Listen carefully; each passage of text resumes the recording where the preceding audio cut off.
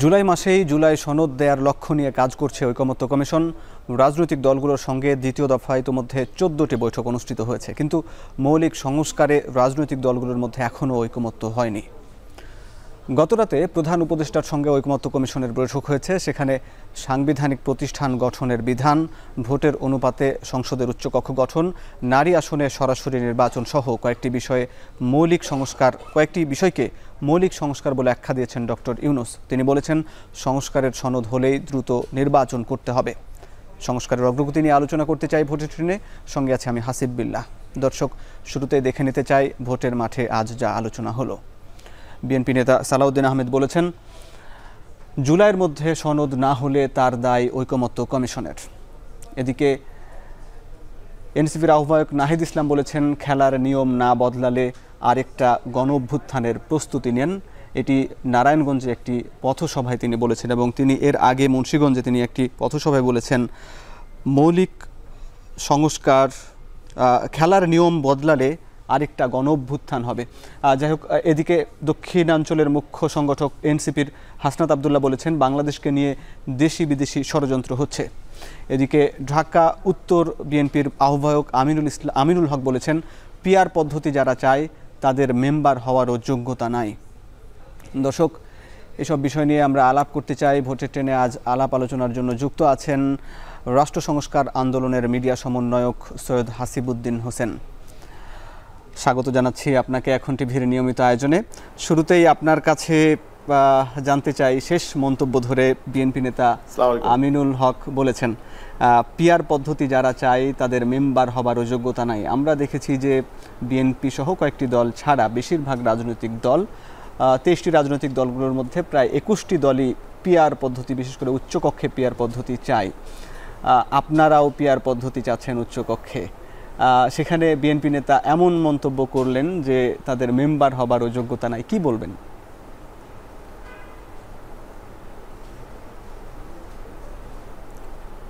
আমার বলার বিষয় হচ্ছে যে বিএনপি তাদের 31 দফায় উচ্চকক্ষের ব্যাপারে বলেছেন, এবং কনসিস্টেন্টলি তারা এই ঐক্য কমিশনের আলাপে বলে এসছেন যে তার উচ্চকক্ষ চান। তো এখন ওনারা কীরকম উচ্চকক্ষ চান সেটা ওনাদের 31 দফায় ছিল। সেই উচ্চকক্ষটা হচ্ছে এই যে নিম্নকক্ষে যেই অনুপাতে সিট ভাগ হবে, উচ্চকক্ষে একই অনুপাতে সিট ভাগ হবে। হ্যাঁ, তাহলে এই যে বিএনপি নেতা যে বলেছেন, এটাকে আমরা একটু ডিকনস্ট্রাক্ট করলে পাই যে, ধরেন নিম্নকক্ষে কোনো একটি বিল নিয়ে আলাপ হয়েছে, সেখানে সরকারি দলে, ধরলাম বিএনপি সরকারি দলে আছেন, তো 60% সিট ধরেন বিএনপির হাতে আছে। তো ওনারা এই 60% সিটের বলে সেই বিল নিয়ে পাশ করে ফেলছে যে হ্যাঁ এটা হয়ে গেছে, যে এটা তারা চায়। তারপরে সেটা যাবে উচ্চকক্ষে। এবং ওনাদের যে ফর্মুলার উচ্চকক্ষ, সেখানেও কিন্তু 60% সিট থাকবে 100টা সিটের মধ্যে, সেটা বিএনপি। তারা কি আলাপটা করবে? তারা কি কোনো ভিন্ন আলাপ করবে? সুতরাং বাংলাদেশের মানুষ যে উচ্চকক্ষ, বিএনপির ফর্মুলার যে উচ্চকক্ষ, সেই উচ্চকক্ষে কি বাংলাদেশের মানুষ কিছু পাবে? সেটাই অযৌক্তিক। তা আমার কাছে মনে হচ্ছে উনি যে বলছেন যে সংসদ সদস্য হওয়ার যোগ্যতা নাই, শুধু যারা আসলে বলছে যে উচ্চকক্ষ মেম্বার হবারই যোগ্যতা নাই, কক্ষের সিটের অনুপাতে হবে। জি,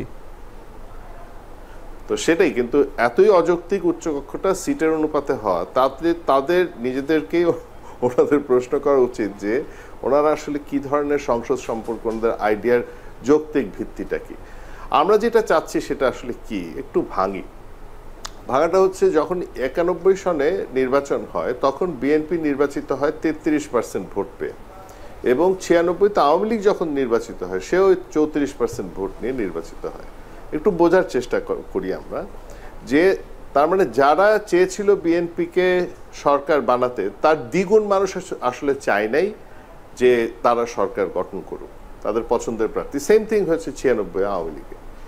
আমরা বাংলাদেশের মানুষ হিসেবে আসলে যেটা চাই সেটা হচ্ছে এই যে বিরোধী দল এবং সরকারি দল দুজনে মিলে আলাপ আলোচনা করে বাংলাদেশের মানুষের জন্য যেটা মঙ্গলজনক সেটাই তারা করবেন।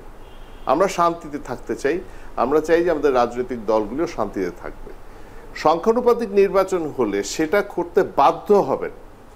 আমাদের নিম্নকক্ষে যিনি সরকার গঠন করবেন তার যে বেশি সংখ্যক সিট থাকবে সেটার জোরে উনি একটা বিল পাশ করলেও উপরের যখন হাউসে যাবে, উপরের হাউসে সংখ্যানুপাতিক নির্বাচন হলে তাদের বিরোধী দলের সাথে আলাপ করার মানে বাধ্যবাধকতাটা থাকে।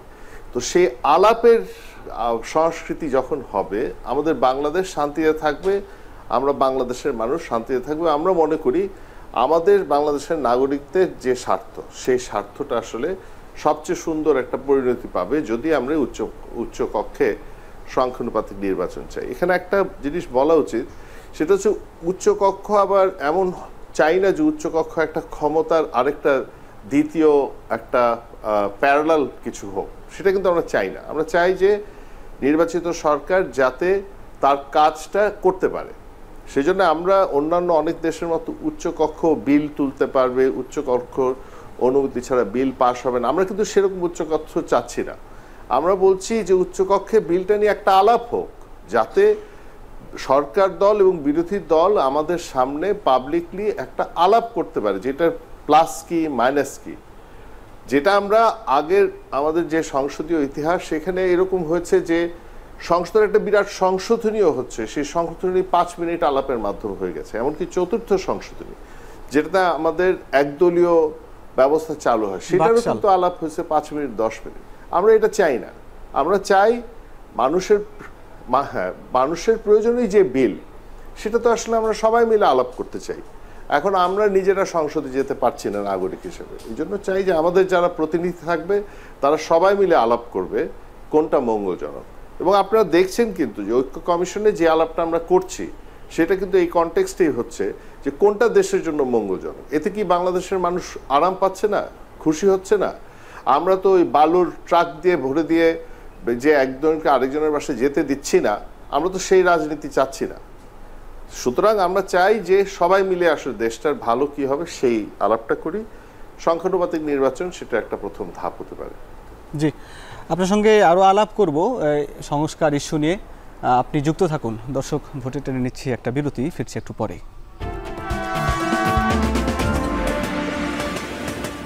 বিরতির পর স্বাগত। আলোচনা করছি, যুক্ত আছেন ভোটে টেনে রাষ্ট্র সংস্কার আন্দোলনের মিডিয়া সমন্বয়ক সৈয়দ হাসিবউদ্দিন হোসেন। জি হাসিব ভাই, বিএনপি নেতা সালাউদ্দিন আহমেদ বলেছেন যদি জুলাই মাসে জুলাই সনদ না হয় তাহলে এর দায় অন্তর্বর্তী সরকারের এবং ঐকমত্য কমিশনের।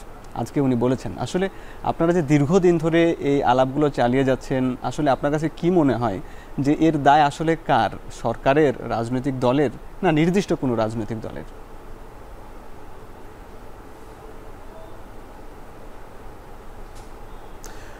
না, দায়টা ধরেন মানে আমাদের সবার দায়। কারণ একটা দেশের তো ধরেন একটা রাজনৈতিক সংস্কৃতি এই 53-54 বছরে হয়ে আসছে। সুতরাং এই দায়ের জন্য ধরেন আমরা সবাই দায়ী। সুতরাং আমি ওইরকমভাবে ইন্ডিভিজুয়ালি কাউকে দায়ী করছি না। আমার কাছে মনে হয় যে আপনি যদি সাংবিধানিক ইতিহাস পর্যালোচনা করেন পৃথিবীর, তাহলে আপনি দেখবেন যে একটা দেশ কিন্তু বহু বছর ধরে সংবিধানের আলাপ করেন, বহু বছর। ধরেন নেপালে আমার ধারণা 2008 থেকে 2015, ভারত যখন হয় দে টুক 3 years, পাকিস্তান টুক প্রবাবলি 6-9 years। যে কোনো দেশে আসলে অনেক দিন ধরে চলে। ইন্দোনেশিয়া টুক 3 years। সো যেদিকে আপনি ধরবেন অনেক দিন লাগে আলাপগুলি করতে, কারণ আলাপগুলি খুব সহজ না, বোঝাটা সহজ না। আর আপনি যখন একটা প্ল্যাটফর্ম দিয়েছেন ঐক্য কমিশন, প্রত্যেকটা রাজনৈতিক দল একসাথে আছে, তখন তারা সবাই নির্বাচনী রাজনীতির কথা চিন্তা করেই তাদের মুখ খোলেন। সেইগুলি থেকে বের হয়ে মানুষের মঙ্গলের রাজনীতি ওই সভায় তোলা, সেটা কিন্তু খুব স্বাভাবিক, মানে খুব সহজেই খুব কম সময়ে হওয়ার কথা না, এই সময়গুলি লাগারই কথা। সুতরাং আমি যেটা দেখি সেটা হচ্ছে যে এইসব কথা উঠছে, এই ধরনের অবস্থান, এগুলো আসলে খুব শক্ত অবস্থান না। এগুলি কতটা যে তাদের নির্বাচনী রাজনীতির জন্য বলছেন আর কতটা আসলে এই ঐক্য কমিশনের সংস্কার প্রশ্ন করছেন, সেটা তো পরিষ্কার না। আমি খুব খুশি হয়েছি আপনি যে বললেন যে আমাদের অন্তর্বর্তীকালীন সরকারের প্রধান প্রফেসর ইউনূস যে বলেছেন কোনগুলি মৌলিক ব্যবস্থা। তার মানে অন্তর্বর্তীকালীন সরকার আলী রিয়াজ সাহেবের মাধ্যমে কিছু মেসেজ দিচ্ছেন যে ব্যাপারটায় ওনারাও একটা স্টেক হোল্ডার, মানুষের পক্ষের একটা স্টেক হোল্ডার। আমার মনে হয় এটা এই আলাপ যে হচ্ছে, আলাপের মাধ্যমে এটা একটা ভালো জায়গাতেই যাবে। বিএনপি সেই রকম রিস্ক নেবে না যে এই ধরনের বিষয় যেটা মানুষের জন্য কল্যাণকর সেটার বিরুদ্ধে অবস্থান করবে। কারণ এখনকার 2025 কিন্তু 1991 না, 2025 কিন্তু 1973-72 না, 2025 হচ্ছে এমন একটা সময় যেখানে বাংলাদেশের বেশিরভাগ মানুষ তাদের মোবাইল ফোন দিয়ে দুনিয়ার সাথে কানেক্টেড, এবং এখানে মিডিয়া ম্যানিপুলেট হচ্ছে না, তাদের পছন্দের বহু বহু মিডিয়া আপনার আছে। সুতরাং কোনটা ঠিক আর কোনটা ভুল বেছে নেওয়ার মতো সুযোগ তাদের হাতে আছে। এই অবস্থায় বিএনপি এমন কোনো অবস্থান নেবেন না যাতে তার রাজনৈতিক ক্ষতি হয়। কারণ যদি এটা বোঝা যায় যে তারা আসলে মানুষের স্বার্থের বিরুদ্ধে কোনো একটা অবস্থান নিচ্ছেন, তাহলে তাদের রাজনৈতিক ক্ষতি, তাদের নির্বাচনী রাজনীতির ক্ষতি হবে। সুতরাং আমার ধারণা ইট উইল প্রিভেইল, আলটিমেটলি মানুষের স্বার্থ প্রিভেইল করবে। আমি এটার ব্যাপারে আশাবাদী। এবং আপনি আশাবাদী, কিন্তু আমরা এখন পর্যন্ত দেখছি, আমি মনে করি না জুলাই যেহেতু অভ্যুত্থান, জি আমরা এখন পর্যন্ত দেখছি যে মৌলিক সংস্কার ইস্যু যেটি প্রধান উপদেষ্টা বললেন যে সাংবিধানিক বিধিবদ্ধ প্রতিষ্ঠানের নিয়োগ, উচ্চকক্ষ গঠন বা উচ্চকক্ষে পিআর, তারপর নারীদের যে নির্বাচনের মাধ্যমে, সরাসরি নির্বাচনের মাধ্যমে নারীদের অংশগ্রহণ, এই বিষয়গুলোতে বিএনপি তো এখনও দ্বিমত। বিশেষ করে উচ্চকক্ষে যে 14টা বৈঠক হলো তার মধ্যে 4টা বৈঠকে উচ্চকক্ষ নিয়ে হয়েছে এবং সেখানেও বিএনপি দ্বিমত পোষণ করেছে। সেইখানে এক প্রকার বলা যায় যে ঐকমত্য কমিশন দিন শেষে ব্যর্থ বা হতাশ হয়েছে দিন শেষে। তো সেই জায়গায় আপনি কি বলবেন যে বিএনপি এই বিষয়গুলোতে কেন ঐকমত্য এখন পর্যন্ত হচ্ছে না?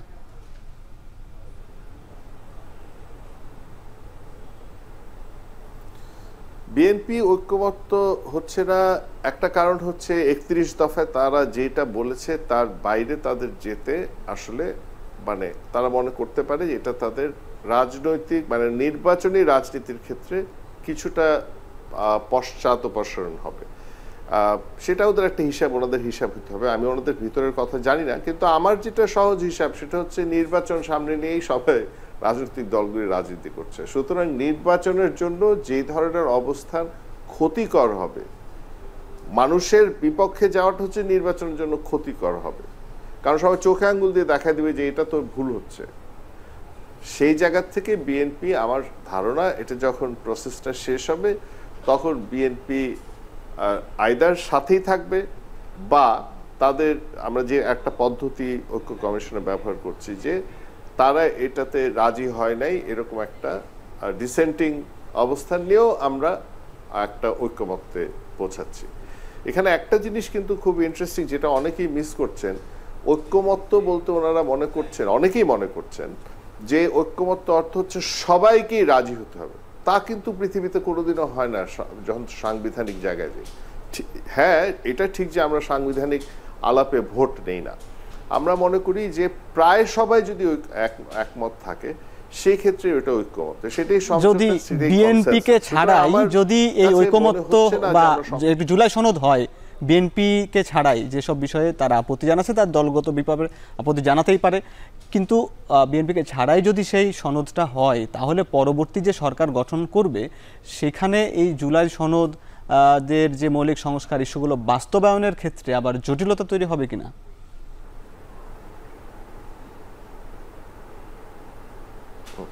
না, আমি কিন্তু যেটা বলেছি জুলাই সনদে ওনারা থাকবেন না সেটা কিন্তু হবে না। জুলাই সনদে ওনারা থাকবেন, আমি বলছি থাকবেন, কিন্তু ডিসেন্টিং ওপিনিয়ন দিয়ে থাকবেন। যেমন ধরেন 70 ধারার ক্ষেত্রে আমরা যেটা পেয়েছি যে 70 ধারার বলবৎ আর থাকবে না, সেটা কিন্তু আমরা সমঝোতায় পৌঁছেছি, ঐক্যমত্যে পৌঁছেছি, সবাই ঐক্যমত্যে পৌঁছেছি। কিন্তু বিএনপি কিন্তু দুটা বিষয়ে তাদের ডিসেন্ট দিয়ে রেখেছেন যে তারা এটা রাজি হন নাই। কি কি? একটা হচ্ছে সংবিধান পরিবর্তনের ক্ষেত্রে ওনারা চাবেন যে 70 ধারা বলবৎ থাকুক, মানে ওনার দল যে সিদ্ধান্ত নেবে সংবিধানের পরিবর্তনে সেটার বিরোধিতা ওনাদের সদস্যরা করতে পারবেন না। এটা হচ্ছে ওনাদের একটা অবস্থান। এই ডিসেন্টিং ওপিনিয়ন নিয়ে তো আমরা 70 ধারা পাচ্ছি। তা আমি মনে করি না বিএনপি তাদের নিজেদের নির্বাচনী রাজনীতিতে এত ভুল ডিসিশন নেবেন যে ওনারা জুলাই সনদে স্বাক্ষর করবেন না। আমরা তো আলাপের ভিতরেই আছি, এই আলাপ চলতে থাকবে এবং একসময় ওনারা রাজি হবেন উইথ এ ডিসেন্টিং ওপিনিয়ন, এরকম আমার মনে হয় এই দিকেই যাবে। ভুল হতে পারি, বাট আমি আশাবাদী মানুষ।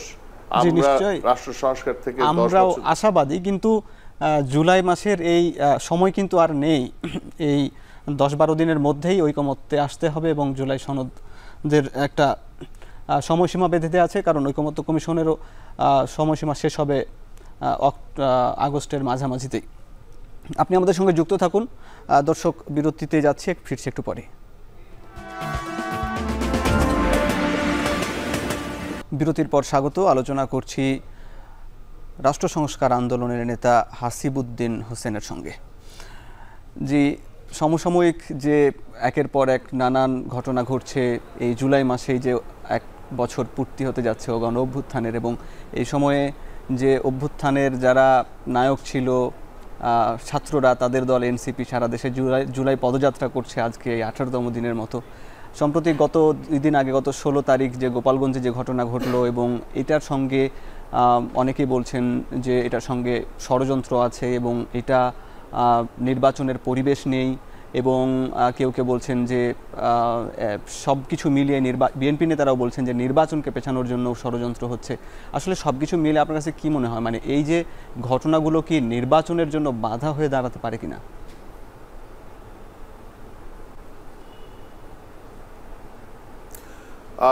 আমার মনে হয় ওই যে আমি কিছুক্ষণ আগে বলেছিলাম যে আমাদের একটা নির্বাচনী সংস্কৃতি আছে, সেই সংস্কৃতির জন্য সবাই আমাদের দায় আছে। আমার কাছে মনে হয় এই সংস্কৃতিটার মধ্যে কিছু মৌলিক সমস্যা আছে। একটা সমস্যা হচ্ছে শোডাউন।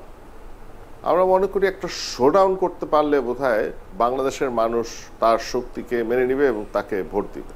হ্যাঁ, এখন আমি ঠিক শিওর না যে এই ব্যাপারটা ঠিক কিনা। আমাদের রাজনৈতিক পণ্ডিতরা মনেই করেন যে শোডাউন খুব বড় জিনিস, কারণ 7ই মার্চে বিশাল শোডাউন ছিল, বাংলাদেশের ইতিহাসে বিশাল বিশাল মানুষ ছিল। কিন্তু এখনকার যুগে মানুষ তো অনেক ব্যস্ত তার দৈনন্দিন জীবন নিয়ে। এখন শোডাউন হলে যে 2টা জিনিস আমার কাছে পরিষ্কার হয়, সেটা হচ্ছে 1, নাগরিক অসুবিধার সৃষ্টি হয়, 2, এই শোডাউন যে টাকাটা কোথা থেকে আসছে এবং এই টাকাটা পরে ইলেকশনের পরে তুলবে কিভাবে, সেটা নিয়ে মানুষের প্রশ্ন জাগে। তো আমি পার্সোনালি মনে করি যে শোডাউনের সংস্কৃতিটাই আসলে বাংলাদেশের একটা বড় সমস্যা। সেটা যে নির্বাচনকে অস্থিতিশীল করে তোলার জন্য ষড়যন্ত্র হচ্ছে, আমি ভাই এটা জানি না। হ্যাঁ, আমি অত সন্দেহপ্রবণ মানুষও না। আমার কাছে মনে হয় যে শোডাউন করতে হবে, দেখাতে হবে যে আমরাও একটা ফোর্স। জামাতে ইসলাম আগামীকাল একটা শোডাউন করছে, হ্যাঁ, যে খুব ফোর্স হিসাবে ওনারা দেখাবেন। এইগুলি হচ্ছে আসলে, এটার চেয়ে বেশি কিছু হচ্ছে না। নির্বাচনকে বানচাল করা থিওরিটিক্যালি কারোর জন্যই লাভজনক না। এবং যখন সবাই ভাবছে যে তাদের এই নির্বাচনে একটা রোল প্লে করার, তাদের একটা লেজিটিমেসি পাওয়ার সম্ভাবনা আছে।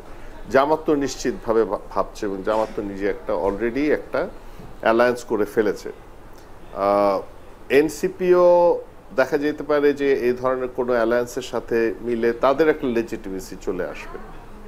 বিএনপি তো মনেই করছে যে তারা সরকার গঠন করবে। তো কার স্বার্থ আছে যে এই নির্বাচন না করা? হ্যাঁ, অনেকে মনে করতে পারে অন্তর্বর্তীকালীন সরকার তারা আরো অনেক দিন থাকার জন্য ষড়যন্ত্র করতে পারে, বাট সিরিয়াসলি আমার কাছে মনে হয় তাদের তারা কবে এটা ফেলে দিয়ে অন্যদিকে যেতে পারবেন সেটার চিন্তাতেই আছেন। কারণ ওনারা ওনাদের যা সম্মান ছিল সেটা খোয়াতে নিশ্চয়ই রাজি হবেন না। জি, আপনাকে ধন্যবাদ। আমরা বুঝলাম যে সরকারও এই অবস্থা থেকে দ্রুত সম্মানজনকভাবে বিদায় নিতে চায়, আবার রাজনৈতিক দলগুলো তারাও চায় যে নির্বাচনমুখী, নির্বাচনের জন্য মাঠ গুছাচ্ছে। তবে রাজনীতির মাঠে অনেক কথাই শোনা যায়, নানানমুখী যে জোট গঠন অথবা জোট গঠনকে কেন্দ্র করে বিভিন্ন ষড়যন্ত্র আর এই বিষয়গুলো আলাপ শোনা যায়। সব কিছু মিলিয়ে আশা করছি আমরা সুন্দর নির্বাচন পাবো এবং সুন্দর একটি রাষ্ট্র যে সংস্কারের আলাপ হচ্ছে সেটিও সুন্দরভাবে সম্পন্ন হবে। আপনি যুক্ত ছিলেন, আপনাকে ধন্যবাদ জানাচ্ছি। যারা দর্শক দেখেছেন ভোটের ট্রেন, সবাইকে ধন্যবাদ জানিয়ে শেষ করছি আজকের মতো। দেখা হবে আগামী পর্বে।